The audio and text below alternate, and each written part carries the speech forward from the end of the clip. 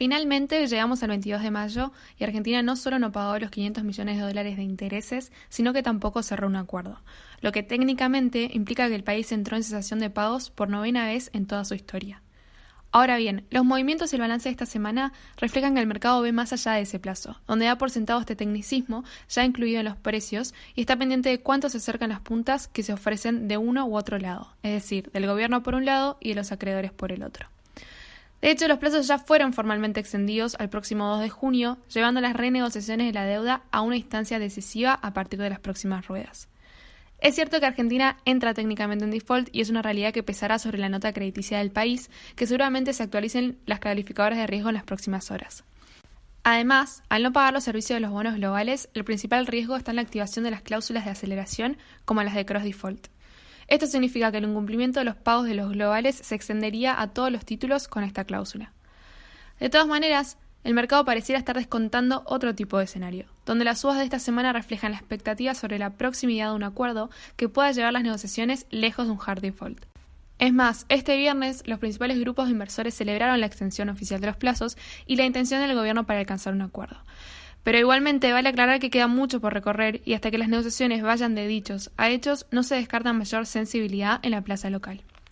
Mientras tanto, en el balance semanal los bonos subieron entre un 3 y 4%, con el riesgo país cayendo más del 1,2% para ubicarse en los 2.700 puntos, en el menor nivel desde mediados de abril. Centrándonos en la curva soberana en dólares y entre los títulos más cortos, las subas promediaron el 1,5 y el 2%. Entre los bonos de mayor duration, en tanto las subas fueron incluso cercanas al 2%. Acá, el bono centenario registró una suba del 1,8%. Por otro lado, y en el tramo medio de la curva, se alcanzaban mejoras de hasta un 7 y 8%. Y si analizamos los bonos según el momento de emisión, las subas fueron del 1,3% para el pari y el 4% para el DISI. En este sentido, y con las mejoras de las últimas ruedas, los precios se ubican en la zona de los 32 y $33. Recordemos que en un escenario de cesación de pagos no se descarta una corrección de precios hacia la zona de los 25 y $20, mientras que en el caso de evitar el default, las cotizaciones podrían volver a la zona de los 35 y $40. El nivel de paridades fue mejorando hacia la zona del 35 y 36% en promedio con respecto al 30 y 31% el viernes pasado, con un diferencial que retrocedió a niveles de 100 y 200 puntos por debajo de los 500 y 600 puntos alcanzados a principios de abril, con el anuncio de la postergación de los pagos de los títulos de ley local. Acá los bonos de legislación extranjera se ubican cerca del 36%, mientras que los bonos de ley argentina están en el límite inferior del 34%. En pesos, por otro lado, la curva SER vuelve a generar cierto atractivo, reflejando mejoras entre un 1,3 y un 1,5% esta semana con respecto a la baja del 1,7 y 2% del resto de la deuda en pesos. La atención, lógicamente, se mantiene sobre el resultado de las ya recurrentes licitaciones del gobierno. Siguiendo la línea de los instrumentos en pesos, cada vez son más las empresas que comienzan a salir a buscar financiamiento en esta moneda, aprovechando la liquidez del mercado y el apetito por aplicarla de grandes inversores ante las bajas opciones que existen, con el denominador común que en las últimas colocaciones lo hicieron buscando pesos Badlar y dólar link a plazos de entre 6 y 24 meses. Este último ajuste busca captar el interés de los inversores que pretenden cierta cobertura respecto al tipo de cambio oficial en momentos en que la brecha es alta y cada vez tenemos mayores restricciones para dolarizar una posición. En los últimos días, Pan American Energy colocó una Badlar a más 4,74% a 6 meses y una dólar link a 18 meses con un fuerte exceso entre demanda y oferta. IRSA, por otro lado, consiguió un equivalente a $63 millones en 3 instrumentos. Mientras que en las colocaciones de esta semana, YPF reabrió una emisión Badlar y una dólar link, mientras que Geneia convalidó un margen del 5% sobre una Badlar a 6 meses y una tasa del 5% para una dólar link a un año. Por otro lado, la mejora que vimos en el humor del mercado con respecto al diálogo y las negociaciones de la deuda impactó sin dudas en las distintas cotizaciones del mercado cambiario. Creemos que las bajas de los dólares financieros se dieron en función de esta expectativa e independientemente de las últimas regulaciones impuestas. En este sentido, el contado y el MEP reflejaron la primera caída semanal en casi 2 meses, tras ceder un 6 y 7% hacia los 113 pesos y los 109 pesos respectivamente. Con esta baja, la brecha se va alejando de los máximos alcanzados durante la semana pasada, de entre el 89 y el 85%, y se encuentra este viernes en el 67% y 60% respectivamente. De todas maneras, cualquier dilatación en la posibilidad de un acuerdo no dejará de generar ruidos en el mercado, y dada la incertidumbre con la que nos movemos, es probable que la brecha continúe ampliándose en las próximas ruedas. Además de que con la expansión de liquidez en la política monetaria, las expectativas inflacionarias se mantienen realmente firmes. De hecho, y a pesar de que el Banco Central aseguró que una vez superada la pandemia haría todos los ajustes que sean necesarios para sostener la recuperación y normalizar la economía, las expectativas, según Ditela, alcanzaron el 50% anual si tomamos como referencia los próximos 12 meses. Este nivel es el máximo nivel desde el 2006, con saltos en las 3 regiones que mide el indicador. Es importante destacar que los riesgos se ven también en las constantes intervenciones del central, que ubican al mayorista en los 68 pesos con 20 centavos, tras acumular poco menos de un peso a lo largo de toda la semana.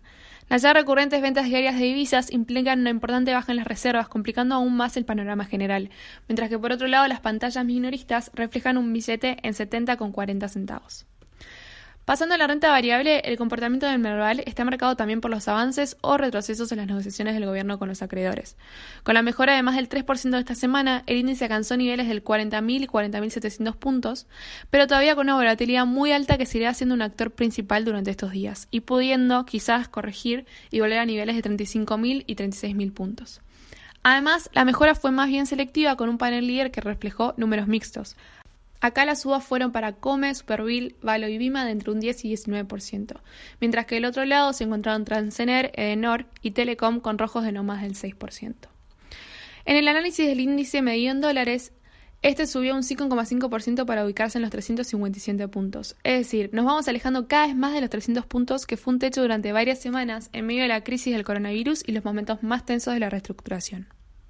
Ya en el plano externo, las acciones a nivel global retrocedieron en el final de esta semana, y después de la importante recuperación que vimos el lunes con los últimos datos semanales de solicitudes de desempleo y las crecientes tensiones entre Estados Unidos y China. La tendencia semanal en este sentido no es tan clara, y si bien vimos un mayor optimismo ante una nueva vacuna experimental con evolución prometedora y una nueva ronda de estímulos fiscales por parte de la Unión Europea y China, los inversores todavía muestran cierta cautela. La semana comenzó con un impulso muy fuerte, pero los mercados fueron corrigiendo ante la falta de una referencia clara que asegure la pronta recuperación económica y permita mantener una buena trayectoria. De todas maneras, el Nasdaq logró avanzar cerca del 3%, mientras el S&P más del 6%, si bien todavía se mantiene por debajo de los 3.000 puntos. Entre las principales empresas europeas, la tendencia fue similar, con subas de hasta un 4 y un 5%. Por otro lado, y en el análisis de qué tanto más se puede hacer para acelerar este proceso, las minutas de la reunión de política monetaria más reciente de la Fed mostraron el compromiso de actuar de manera apropiada para apoyar la economía hasta que esté en camino de recuperación, en línea con las últimas palabras de Powell en el comienzo de esta semana. En el documento aseguraron que las recientes medidas fueron esenciales para ayudar a reducir los riesgos a la baja de las perspectivas económicas, y se estima que el organismo mantenga por el momento la tasa de referencia a niveles cercanos a cero. Mientras tanto, la tasa de referencia norteamericana no se movía del 0,64% la semana pasada, al mismo tiempo que el dólar continúa apreciándose, cerrando cerca de los 100 puntos. Por otro lado, los bonos europeos apenas subieron 2 y 4 puntos básicos en la semana, y la libra y el euro se depreciaban hasta un 3%. La atención de los mercados estuvo y seguirá estando sobre el desarrollo de la pandemia y la vuelta a la actividad. En este sentido, la lectura de las peticiones iniciales de desempleo americano y los PMI globales sirvieron para entender si la economía, que sufrió fuertemente en abril, tendría un repunte ahora en mayo, dado que las medidas de confinamiento se fueron flexibilizando. Por el momento, los datos económicos reflejaron lo golpeado que está el mercado global a causa del cierre provocado por la pandemia y generaron cierto pesimismo sobre qué tan rápida y qué tan desigual será la recuperación. Según las cifras oficiales y publicadas por el Departamento de Trabajo, otros 2,4 millones de personas solicitaron beneficios de desempleo durante la semana pasada. Con estos números se eleva el total de presentaciones durante la pandemia a más de 38 millones. De todas maneras, vale destacar que el ritmo de las nuevas solicitudes va desacelerándose con respecto a las últimas semanas. Hacia adelante, y como venimos mencionando, no se esperan ruedas menos intensas en lo local. Son días de importantes definiciones en el plano de la deuda, con un mercado que a esta altura exige acciones concretas por parte del gobierno. Lo que se presente en los próximos días y el diálogo que se mantenga con los inversores seguirá marcando la dinámica en lo local. Afuera, los mercados se van alejando de los mínimos de marzo, pero con una mejora algo desigual por sector y con algunos riesgos como las tensiones de Trump con China. Por lo que la volatilidad no se espera que sea menor y la lectura de los datos económicos seguirá siendo uno de los drivers principales para entender la profundidad del impacto de la pandemia en la economía. Por otro lado, vale remarcar que el próximo lunes 25 de mayo será feriado nacional, al mismo tiempo que en el Día de la Memoria los mercados norteamericanos permanecerán cerrados. En este contexto, se espera que los volúmenes operados a nivel global sean muy acotados.